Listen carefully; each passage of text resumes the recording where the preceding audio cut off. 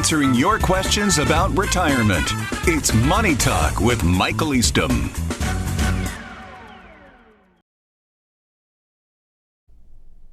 I'm about to turn 65 and need to turn on Medicare. I'm still working and have coverage at work. Not sure whether I should keep that or switch. Also, if I switch, it's very confusing. How do I filter wheat from chaff? Well, thanks so much for that question about Medicare, and I know that Medicare can be very tricky, very confusing. The first thing I would urge you to do is to talk to your benefits representative to find out if your employment coverage does act as a Medicare replacement. Because if it doesn't, then you still need to turn on Medicare Part A.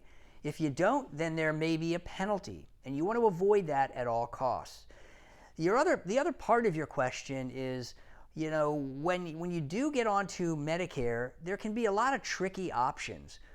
How do you separate the wheat from the chaff? I like the way you pose that question. Let me try and break it down to a few different things. You have Medicare Advantage, which basically replaces all of Medicare.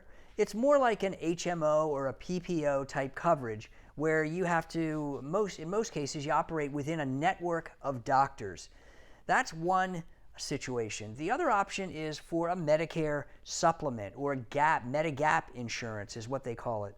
And Medigap insurance can be more flexible in terms of the doctors that participate. It can give you more options in terms of what coverage you want to actually purchase, because you are going to have to purchase it using your dollars, your retirement dollars, and you'll have to choose between a variety of plans that exist out there.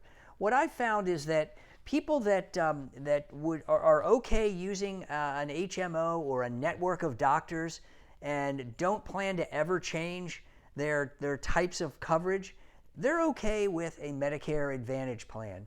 The problem is, what happens if your doctor leaves the network or retires? Well, you have to switch to a doctor in that network.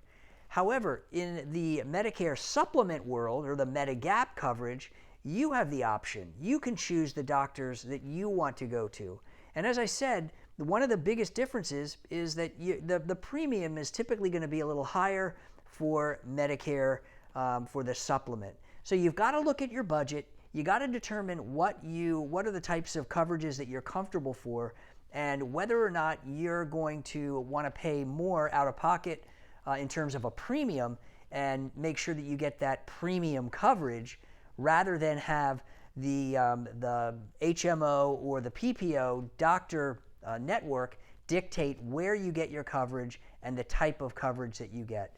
More choices and more options under the supplement, fewer choices, but typically going to be less expensive, and different types of plan options that can exist in the Medicare Advantage. The choice is up to you. There are a lot of things that you do need to know about before you make that decision. We'll be happy to help you make that decision. Just give us a call. We'll look at your situation, help you to make an informed decision, and make some recommendations for you.